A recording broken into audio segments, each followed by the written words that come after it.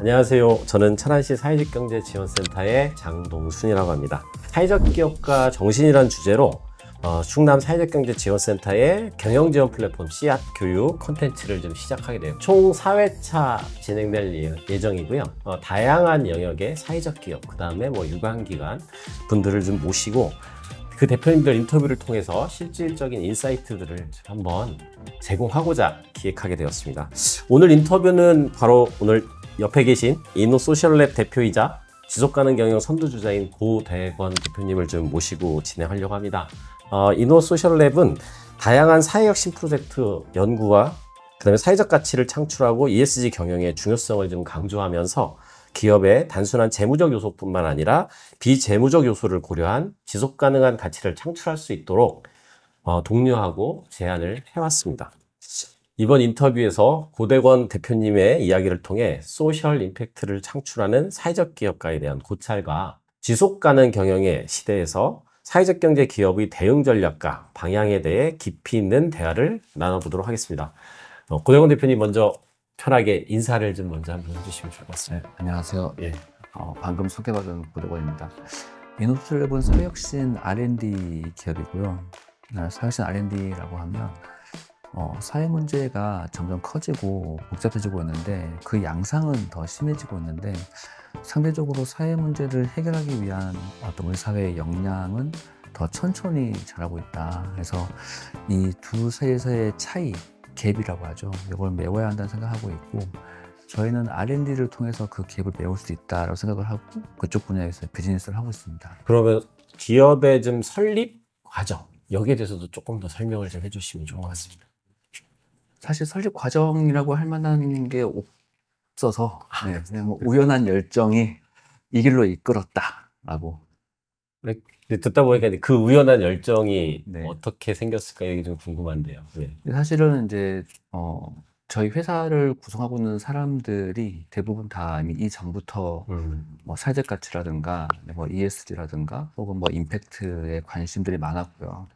각자 가지고 있는 배경은 다 다르죠. 근데 저 같은 경우는 이제 언론사에서 일을 하고 있었고, 어떤 분은 이제 기업에서 그 업무를 하고 있었고, 이제 활동가로 있던 분도 계시고, 연구자도 있고, 이제 모여서 회사를 만들어진 것은 이제 2019년이지만, 이렇게 같이 모여서 일을 하고, 그러면서 점점 더 이제 어떤 분이 결합하냐에 따라서 회사의 비즈니스가 조금씩 변화되고 있는 어떤 변화의 과정에 있는 회사라고 보시면 되겠습니다. 일단 그 중에서 고대권 대표님이 이제 언론사에 계셨었다고 하는데 언론 활동을 하다가 그럼 이런 사회적 임팩트 이런 쪽에 관심을 갖게 된 이유가 있을까요? 사실은 반대인 것 같아요. 그러니까 이쪽 분야에 대한 관심을 가지고 있었는데 그 언론사가 생길 때 같이 보면 어떨까라고 하는 제안을 받았고 그래서 마침 제가 또 글 쓰는 것도 그 당시 좋아했어요. 근데 사실 제가 처음에 이쪽 분야에 관심이 있을 때는 그 임팩트라는 용어 자체가 상당히 낯선 용어였고 예. 오히려 활동 이런 것들이 더 익숙한 용어였던 것 같아요. 근데 그냥 살아오면서 특히나 대학 생활을 하면서 이제 제가 가지고 있는 어떤 기존의 이 사회에 대한 저의 인식과 실제의 차이 같은 부분들은 늘 느끼게 돼 있잖아요. 그래서 이 인식과 실제의 차이를 다들 메우면서 살아야지 좀 자기의 안정성 유지가 되는데 그 차이를 메우는데 관심을 가지고 그쪽 공부를 하고 또 활동을 하다 보니 사실 졸업하고 나서도 제가 할 수 있는 일이 많지가 않았어요. 예, 이제 이런 쪽에 대한 언론사라든가 아니면은 이런 비영리 활동이라든가 이런 쪽에 대한 관심을 가질 수밖에 없었고 그래서 그냥 그런 일을 자연스럽게 하게 됐는데 저는 오히려 이제 그런 일을 하고 있는데 이 시장이 그 사이에 더 성장을 한 거죠. 과거에는 운동이라든가 활동으로 국한되어 있던 영역이었는데 여기 이제 새로운 플레이어들이 들어오게 되고 새로운 시장이 조성이 되고 법제화가 되고 제도화가 되고 그러면서 어찌 보자면은 그런 시장의 성장이 저의 성장을 끌어왔다. 생각하실 때 지금 이렇게 사회가 변하면서 요즘에 이제 사회적 기업, 그다음에 사회적 기업가 이제 이런 분들이 많이 이제 만들어지고 있습니다. 말씀드린 것처럼 제도적으로 먼저 되면서 또 따라오는 경향도 있고 또 그 전부터 그런 마음이 있었지만 정의되지 않았었는데 그런 활동했던 분들이 이제 사회적 기업가라는 이름으로 어떻게 보면 이제 말씀하신 아까 얘기했던 플레이어가 돼서 있는 것 같습니다. 고대권 대표님 생각하실 때 사회적 기업가는 이런 사람인 것 같다. 사회적 기업가라고 하면, 과거에, 그러니까 어떤 이 시장의 초기의 사회적 기업가, 소위 말하는 소셜 안트프로너십, 이런 분들이 있었던 것 같아요. 근데 뭐 약간 판타지에 가까운 느낌도 없지 않아 있는, 뭐 국가 수준의 변화를 만들고 있는 많은 분들이 전 세계에 존재하고 있었고, 그분들이 우리의 롤모델일 수 있다라고 하는 그 측면에서의 기업가 있었던 것 같고, 또 한국에서는 사실은 이제 사회적 기업을 하는 부분들이 아시는 것처럼 이제 고용이라는 이슈와 이렇게 연결돼 있잖아요. 네, 이 그렇죠. 등장 자체가 IMF가 만든 음. 커다란 사회 문제를 일자리 문제 해결하기 위해서 했었기 때문에, 그래서 그 측면에서 말 그대로 어떤 일자리를 만들어내고, 특히 그 중에서도 취약계층 혹은 고용에서 소외되어 있는 분들의 일자리를 만드는 것들, 사실 이제 이 부분은 어떤 특정한 유행처럼 타는 혁신이라기보다는 어떤 사회에서 내가 생각하는 중요한 문제를 직시하고 그거를 해결하기 위해서 끊임없이 노력하는 사람이었던 것 같아요. 일단 첫 번째는 미션은 분명히 있어야 되는 것 같아요. 그러니까 이 미션이 있어야 내가 어떤 상황에 와서든 흔들리지 않는, 그리고 어떤 의사결정을 할 때 기준이 되는 그 미션이 분명히 있어야 되는 것 같고, 두 번째는 이 미션에 대한 또 답도 있어야 되는 것 같아요. 그러니까 솔루션에 대한 자기 확신이 필요한 거죠. 이런 것들을 하다 보면은 이런 문제가 해결될 수 있어 라고 하는 게 필요한 것 같고, 세 번째로는 그 과정에서 언제나 위기가 찾아와요.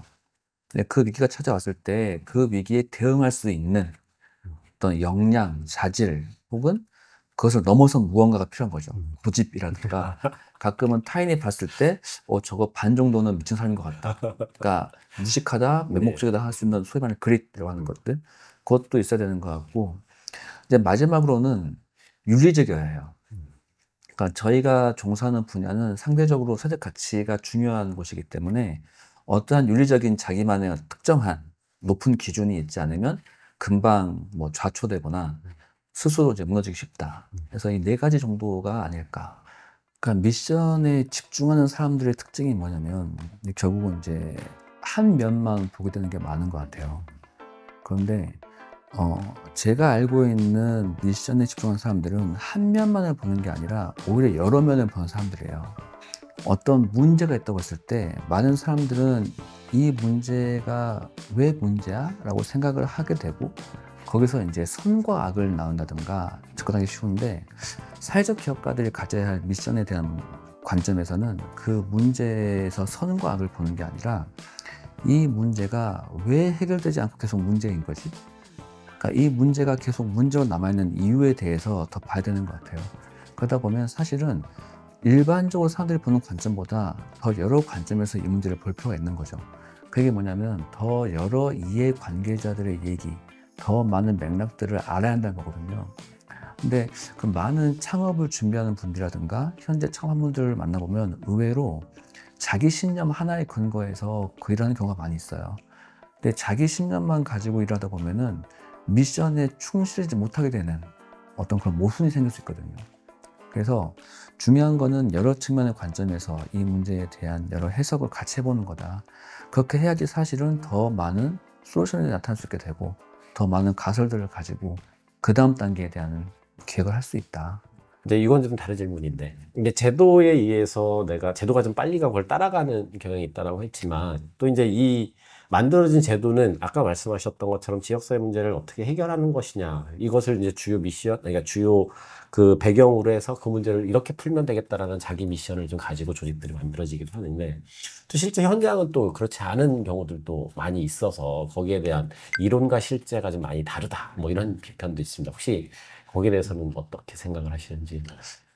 그게 사실은 일반적으로 모든 시장이 다 유사한 형태인 것 같아요. 그러니까 이상적인 형태라고 하는 것들을 갖추고 있는 사람은 원래는 소수가 있는 것 같아요. 그러니까 아이디어라는 모델과 그런 사람은 원래 소수가 있고, 이 사람들을 위해서 영감을 받는 사람들이 더 다수가 있고, 이 사람들이 어떤 소위 장르라고 하는 것을 구성을 하게 되면 이 장르를 보고 여기에 이제 그 다음에 후방들, 그런데 투자를 하고 싶다, 혹은 관련된 제도를 만들고 싶다, 혹은 이 사람들만을 위한 또 별도의 지원을 하고 싶다 등등 여러 가지의 후방의 사업들이 생겨나게 되고, 이 산업의 규모가 커지게 되면 다시 이제 산업 자체에 또 부침이 있는 거잖아요. 사실 그래서 넓게 보자면은 이제 모든 기업가들이 다 어떤 미션을 가지고 있고 그 미션을 수행할 수 있는 용기와 능력과 역량을 갖추고 위기를 돌파하고 다 하시면 좋겠지만 사실 그거는 이제 그 상태가 됐다면 이미 지구상에 있는 그렇죠. 사회 문제는 거의 없을 것 같고 이제 오히려 우리가 좀 던져야 되는 질문은 어떻게 하면은 더 많은 기업가들이 그런 아이디어한 형태로 갈 수 있게 만들 것인가 혹은 그런 아이디어하지 않은 평범한 보통의 기업가들이 어떻게 더 많은 소셜 미션을 자기 기업에 내재화할 수 있을 것인가 어떻게 그런 환경을 만들고 그런 미션을 가지고 있는 기업가들이 이제 제풀에 지쳐서 혹은 비즈니스가 망해서 쓰러지지 않게 어떻게 적절한 보상을 해줄 것인가. 사실 이제 이런 것들을 같이 동시에 얘기해야 더 풍부해지는 것 같아요. 실질적으로 이것들이 그 민주적 운영이나 특히 이런 것들에 대해서 의심하는 이야기들 굉장히 많습니다. 아까 말씀하실 때 약간 종교적 자기 혁신처럼 말씀하시기도 했는데, 야, 그렇게 운영하면 정말로 이것이 지속 가능한 모양이 나올 수 있어? 그래서 사회적 가치가 되게 높지만, 그렇게 운영하면 운영할수록 사실은 경제적으로 굉장히 작지 않나? 이런 이야기들이 많이 나와요. 혹시 거기에 대해서는 어떻게 생각을 하시는지. 그 사실 사회적 기업이라고 하는 게 그 태생 자체가 비영리 활동도 아닌 거, 그리고 이제 완벽한 영리 기업도 아닌 것 사이에 있기 때문에 그 어찌 보자면 상당히 좁은 길이거든요. 그러니까 이 비즈니스가 가지고 있는 대의는 말 그대로 크고 모든 이들을 향해 열려 있지만 생존할 수 있는 길은 사실 상당히 좁은 길이고 사실 그래서 저는 좀 무책임한 생각이지만 모든 사람들이 다 사회적 기업가가 될 필요는 없다라고 생각을 오히려 하는 편인 것 같아요. 예. 할 수 있겠다고 생각하는 사람만 창업을 하고 그런 분들만 일을 해도 된다. 시민들이 다 각자 자기의 영역 속에서 자기가 해야 될 일을 찾고 있잖아요. 예. 저는 사실 사회적 기업가도 그 중에 하나로 보는 것 같아요. 그래서 이분들을 또 특이한 존재로 보는 것 같지는 않고 이제 사회적 기업들이 생존하는 것이 너무나 어려워서 사실 여러 가지 지원에 대한 제도 같은 것들을 두고 생존 수 있는 방법들을 열어주고 있는데 이제 그 제도가 사실 좀 착각을 하면 안 되는 것 같아요. 그러니까 예컨대 우리가 어떤 제도를 만들면 되게 그 제도를 만드는 즉시 그 제도에 대해서 뭐 성과에 대해서 평가를 하려고 하고 충분한 시간 두지 않는 경우가 많이 있고 특히나 이제 제도의 외곽에서 벌어지는 변화들에 대해서는 보지 않는 경우가 많이 있다는 거죠.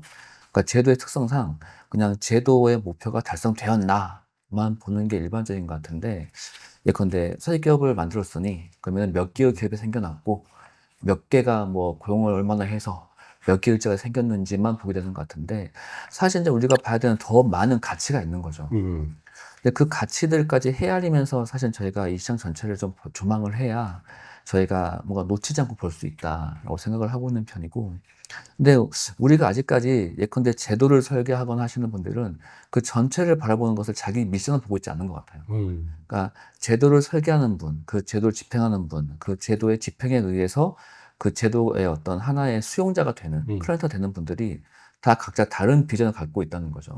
그 일반적인 제도의 어떤 일반적인 특성 같은 거잖아요. 그렇죠. 예. 근데 이 3자가 모여서 좀 같은 것을 볼 수 있는 얘기를 해줄 필요가 있다. 특히나 요즘은 워낙에 다 다른 얘기 하고 있는 것 같아서 뭐 누구는 자립하라고 하는데 사실은 그 자립이 사실은 죽기 가까운 경우도 있고 예. 그래서 좀 그런 것들을 좀 서로 얘기할 수 있는 공간이 있어줘야 그 공간이 확보가 돼야 전체를 조망하는 얘기가 가능하지 않나. 그렇게 하시면서 그러면 그 가치 철학들을 녹아내려고 하는데 그 실제 운영하는 과정에서는 그것들 어떤 어려움들이 또 있지 않았을까? 또 어쩔 때는 또 이걸 놔버려야 되지 않나? 그 고집스럽게 있는 것들을 좀 내가 왜 하고 있지? 이런 생각이 들 때도 있었을 것 같은데 혹시 그런 경우는 없었는지요? 예. 지금도 그 생각하고 있어가지고 농담처럼 이제 예. 주위에서 저희 구성원들이 대표님 꿈이 뭐예요? 예. 퇴사입니다. 이렇게 얘기를 그래서 이 대표님이 퇴사한다 그러면 어떻게 되는 거죠? 그러면 다들 그럼 제가 알아서 할게요. 예. 그러니까 저도 근데 아마 이제 많은 기업가 분들이 혹은 이제 기업에서 같이 일하는 구성원들이 이런 유사한 고민을 하고 있을 것 같아요. 네. 그러니까 근데 뭐 사실 회사가 망하는 거 혹은 잘 되는 거는 다 뭐 능력도 필요하지만 운도 필요하고 그런 거라서 근데 그냥 저는 좀 필요한 거는 그냥 좀 단단한 일상 같은 게 아닌가라는 생각을 많이 하게 되는데 저는 사실 기업이 성공하기 위해서는 자신들의 성장에 대한 확인을 늘 해야 한다고 생각하는 편인 것 같아요. 그러니까 지금 예컨대 매출이 안 나와요. 경제적으로 매출이 안 나와요. 그러면 아, 매출이 안 나오는구나 라고만 생각을 끝내면 안 되고, 근데 이 매출이 안 나오는 것이 이게 지금 우리에게 어떤 영향을 주고 있는지, 이것이 우리의 미션에서 새로운 변화를 필요로 하는 건지, 아니면은 사실 우리가 지금 매출이 안 나오는 게 당연한 상황인 건지, 이게 다 확인을 하면서 가다 보면 사실 그러면은 그 얘기는 뭐냐면 우리 성장에 대한 정의인 거거든요. 우리가 뭐 소위 우리 주위에 있는 아주 많은 기업가를 바라보는 시선 중에서 압도적인 많은 것들은 일반 영리 기업들, 특히 스타트업들에 요즘 많이 맞춰져 있어요. 예를 들면은 이제 투자자들이 바라보는 그 관점에서 용어들이 등장한다는 거죠. 그러니까 이제 갓 영세 기업이 우리한테 갑자기 와서 데스밸리를 얘기하고, 그리고 너네 어떻게 엑시트할 거야 물어보고. 근데 사실 그러니까 사회적 기업가들의 성장에 맞는 그런 어떤 성장 궤도에 맞는 용어들을 우리가 아직 만들지 못했어요. 예. 그러니까 이제 벤처 쪽에서 가져다 쓰는 거죠. 근데 이제 그렇게 습관하다 보면 우리가 그런 관점을 가지고, 즉 투자자라든가 혹은 뭐 다른 제3자의 관점을 가지고 우리를 보게 되면 사실 이제 한없이 어렵죠. 예.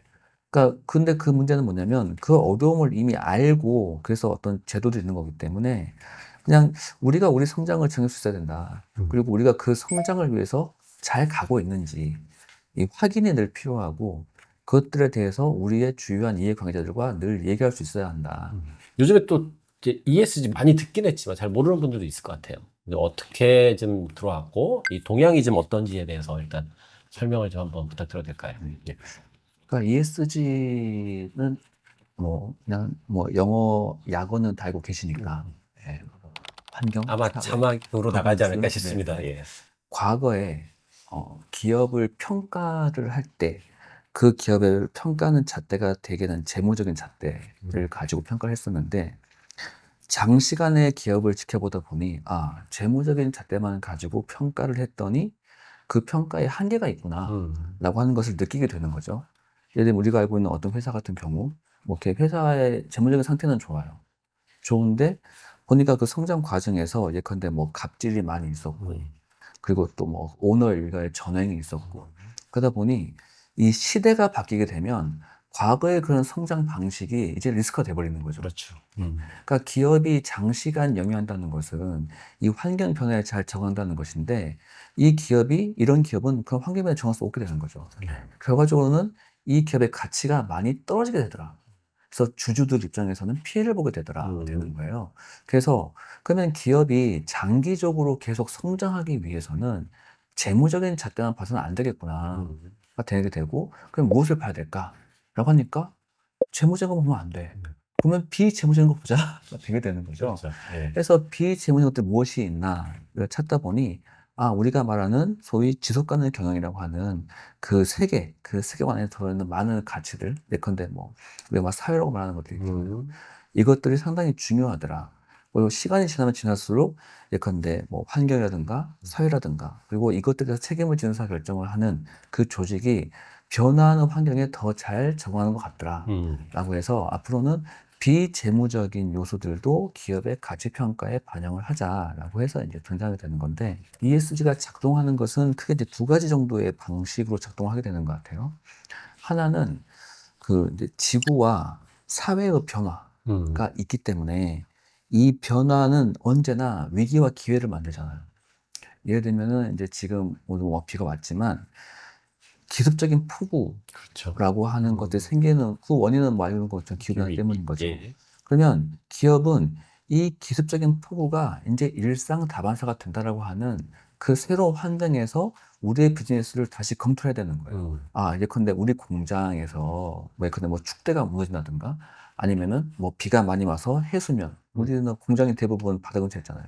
해수면이 넘쳐났을 때, 넘쳐서 공장에서 뭔가를 뭐 작동을 중지한다든가 이런 상황이 과거에는 없던 리스크인 거예요. 그렇죠. 예. 그럼 우리 회사가 이 리스크에 잘 준비하고 있나?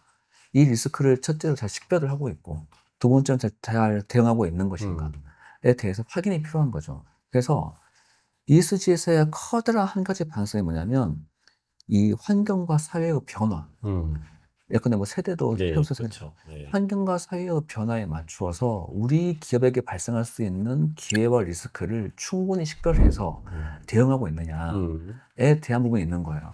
예를 들어서 그래서 어떤 것들을 투자들이 시연하면 이 기업은 기후변화에 대응한다면서 맨날 친환경 캠페인을 하고 있다. 이거는 투자자 입장에서는 말이 안 되는 거거든요. 음, 아니, 기후변화가 있다고 해서 너네가 친환경 캠페인 하는 건 좋은데 실제 기후변화가 너네 회사에 어떤 리스크를 주는 건지 파악을 하고 있냐 되는 거죠. 뭐 계속 뭐 그 고령화에 대응하기 위해서 회사에서 사회공헌 사업으로 뭐 시니어 지원한다는 건 좋다. 좋은데 그 고령화가 세대의 변화가 너네 직장 구성원들의 변화에 어떤 식으로 영향을 주는지 알고 있느냐, 대응하고 있느냐, 이런 것도 이슈인 거예요. 그래서 그런 어떤 변화가 발생시키는 기회와 위기에 대한 식별과 대응, 이게 하나의 커다란 줄기인 거고, 또 하나의 줄기가 뭐냐면 그 반대의 경우인 거예요. 뭐냐면 회사가 이 회사의 의사 결정과 회사의 어떤 이 가치 창출의 과정에서 반대로 사회와 환경에 영향을 주지 않느냐. 예컨대 너네가 오염물질을 배출한다든가, 네. 그렇죠? 인권적으로 정말 폐악스러운 일을 저질러가지고 이 사회 전체의 어떤 건강성 해친다든가 이런 문제가 생기지 않게 잘 하고 있느냐. 그래서 기업이 있고 기업 외부가 있다고 가정했을 때, 혹은 기업이 있고 뭐 그 외에 어떤 이해관계가 있다고 가정했을 때, 이 기업이 사회에 주는 영향, 그리고 사회가 기업에 주는 영향, 이 두 개의 방향성을 충분히 이해하고 그걸 이해한 어떤 기반 하에서 의사결정을 하고 있느냐가 사실은 어떤 ESG의 본질적인 질문인 거죠. 이게 이제 그냥 막연하게 뭐 기업이 착해져야 해, 혹은 뭐 환경에 기여를 해야 해라고 하는 건 상당히 막연한 이야기가 되는 거고, 이제 지금 아까 그 동향이라고 하는 것은 그런 막연한 이야기를 이제 떠난 거죠. 예, 사실 이제 그런 막연한 얘기 해가지고는 ESG를 둘러싼 이해 관계자들을 설득시킬 수가 없다. 네. 그래서 이제 더 많은 예컨대 가이드라인들이 등장하게 되고, 이제 공시를 해야 되고, 평가를 받고, 평가에 대한 대응하게 돼 있잖아요. 그러다 보면 이게 기업에서 이제 하나의 업무가 되는 거죠. 그래서 각각의 지표들에 의해서, 각각의 지표들이 창출하고 원하는 실적에 따라서 기업의 의사결정이 바뀌어야 되고, 거기서 더 많은 책임이 발생하고 있다라고 보시면 되겠습니다. 그러니까 다른 나라와 비교를 해서 생긴 관점은 아닌데, 그러니까 뭔가 ESG가 하나의 거대한 유행인 것처럼 생각하면 그거에 달려드는 속도가 빠른 거는 있는 것 같아요. 옛날에 보면은 과거에 CSV라는 게 나왔을 때에도 사실 CSV라는 개념을 만든 사람들이 그 말을 했던 맥락과 설명과는 다른 차원에서의 여러 얘기들이 생겨났었고, 뭐 지금 저희가 겪고 있는 콜렉티브 임팩트라고 하는 것도 사실은 유사했던 것 같아요. 그러니까 그 개념 속에 담겨 있는 여러 가지 구성 요소들, 이런 것들이 충족이 안 되지만 일단은 그걸 갖다 쓰죠. 어떤 걸 해 나갈 때. 약간은 ESG도 유사한 운명 속에 있는 것 같아요. 근데 이제 그런 현상들이 명과 암이 있다고 생각하는데, 암은 당연히도 제대로 안 하는 거죠. 제대로 하지 않고 비슷하게 하는 거. 그런 것들은 이제 한계가 있는 건데, 또 명은 뭐가 있다고 생각을 하냐면, 그래서 이런 것들이 단순히 기업의 이슈가 아니라 어떤 하나의 사회적인 현상이 되면서 여러 가지 파생되는 어떤 새로운 가치들을 만든다. 그래서 한국에서의 ESG는 상당히 이제는 SDG하고 유사한 건가? 라는 생각이 들 정도로 넓게 해석이 되고 있고, 그 해석이 맞는 해석은 아닌데 어쨌건 이 사회를 바라볼 수 있는 또 하나의 가능성에 대한 생각들을 주고 있기는 하다. 그래서 좀 시간이 지나면서 더 정확하게 ESG를 이해하고 접근할 수 있게 한 노력은 필요하겠다. 근데 지금 당장 ESG가 너무 과대 해석되는 거에 대해서 너무 긴장을 하는 거는 또 좀 우리가 스트레스 받는 일이 될 수도 있다. 어쨌든 그렇게 바뀌어야 되는 것들이 이제 지금 주어지는 과제이고 이 시대를 살아가는 데 있어서 이제 필요한 부분이라는 배경들에 대해서 충분히 이해한다. 근데 바꾸기 위해서 조직의 시스템이 좀 전반적으로 같이 바뀌어야 되는 기술. 너무 힘들어 하시는다는 얘기를 현장에서 많이 듣습니다. 특히 작은 기업들 같은 경우는 쳐다보지도 못하겠다. 사회적 경제 쪽에서는 아시겠지만 SVI라는 이제 사회가치 지표를 가지고 돌아가는데 거기에서 대응하기도 되게 어려워하거든요. 뭐 이런 환경들 지금 이것이 이제 되게 필요한 일이긴 하지만 이걸 되게 어려워하는 기업들이 많이 있습니다. 혹시 그런 분들에게 해주고 싶은 이야기 있다면? 그러니까 이제 아마 기업마다 다를 것 같아요. 그러니까 사실 이 주요한 투자자들로부터 ESG에 대해서 음. 상당히 높은 수준의 대응을 요구받고 있는 것들은 이제 말 그대로 예컨대 그렇죠. 이 주식이 공개되어 있는 네. 시장에서 놀고 있는 그런 기업들인 거죠. 제 주변엔 잘 없는. 네네. 그리고 그쪽에 뭐 수출을 유럽 쪽에 많이 한다든가 이런 기업들이 이제 특히 내 주변에서 보면 그렇게 영향을 그래서 이제 받더라고요. 그런 기업들은 이제 사실은 이게 힘들다는 느낌보다는 음. 여기에다가 우리가 투자를 해야 되느냐. 이런 네, 느낌. 그런 것들인데 네. 이제 그냥 그것은 기업 본연의 업무를 잘하면 된다. 무슨 얘기냐면 기업 본연의 업무가 뭐냐면 변화에 적응하는 거거든요. 음. 살아남는 거고. 그러니까 이미 어떤 시장에서의 메인스트림 돼버렸어요. 음. 이 영역이. 그럼 거기에 맞게 이제 이게 과거에는 우리가 이걸 상당히 등한시하면서 성장해 왔었는데 앞으로 새로운 성장과 번영을 하려면 우리가 이걸 무시하면 안 되겠구나. 음. 라고 생각을 하고 거기에 맞게 투자를 해야 되는 거죠. 근데 문제는 뭐냐면 이제 작은 기업들인데 사실 그래서 요즘 뭐 많은 대기업들이 그 작은 기업들 소위 공급망이라고 하죠. 그렇죠. 공급망에 계속 이제 연관되어 있는 서비스 제공을 많이 하고 있기도 하고 그러면서 이제 전체 수준을 끌어올려야 되는 거예요. 음. 왜냐면은 우리 회사가 예컨대 어떤 제품을 만들고 있는데 이 제품을 만드는 부품을 하나를 만드는 그 공급망 회사가 엄청난 폐악질을 저질러서 음. 혹은 이제 어떤 특정한 대륙에 통하지 않는 그것 했을 경우에는 우리가 피해가 생기기 때문에 다 컨트롤하게 되는 거죠. 그렇죠. 그러면서 지금은 약간 어떤 성장통을 다 같이 느끼는 시기다라는 거고, 다만 아직까지도 이거를 그냥 우리가 적당히 보고서 정도 발간하고 그냥 이렇게 시간을 뭉개면서 가다가 이제 뭐 속된 말로 요즘 그런 얘기 하거든요, 사람들이. 트럼프 행정부가 되면 바뀔 거야. 이렇게.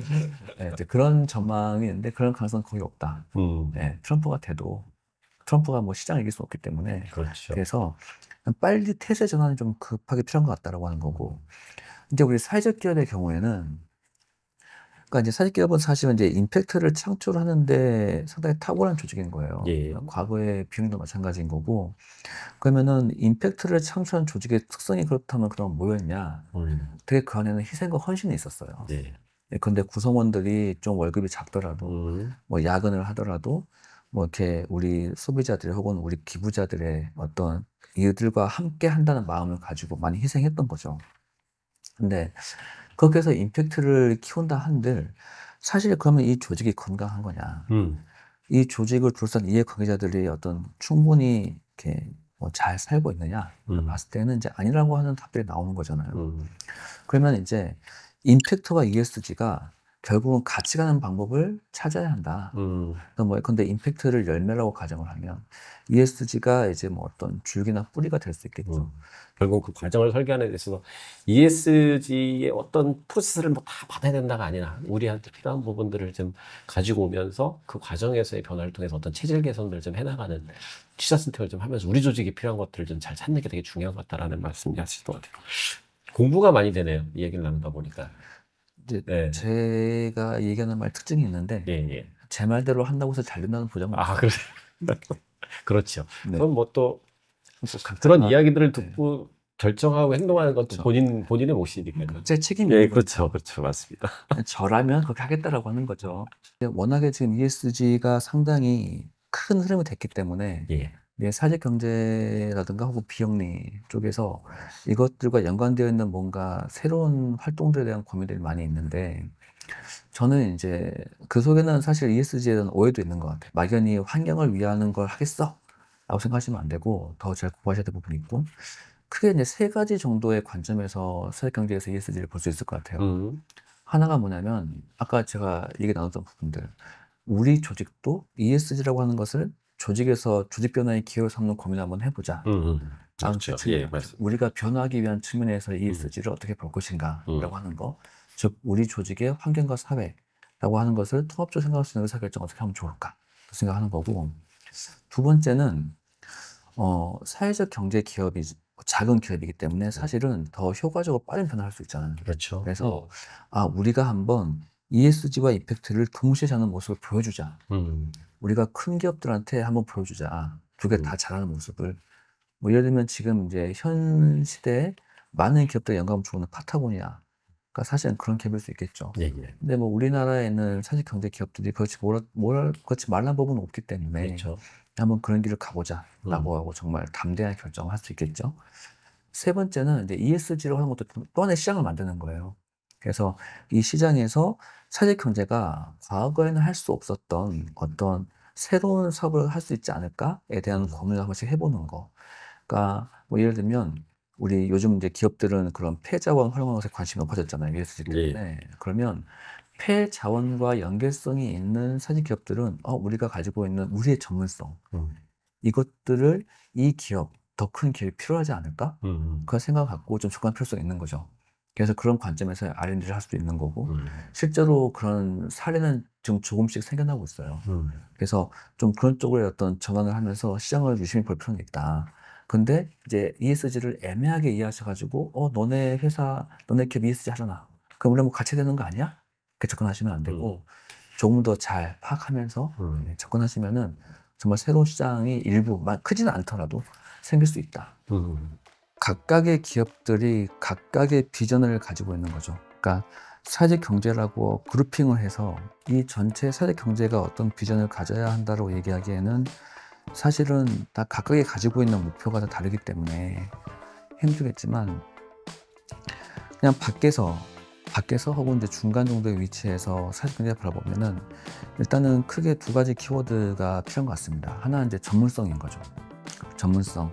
그러니까 우리가 가지고 있는 기술적인 역량이라든가 우리가 가지고 있는 여러 가지 서비스의 내용들을 더 전문화시켜서 이것들이 실제 어떤 누군가의 어떤 문제를 해결한다든가 혹은 사회 문제 해결한다는 확신감을 이제 주어야 할 때가 됐어요. 그 측면에서 전문성이 필요하고 또 하나는 이제 협력의 확대인 것 같아요.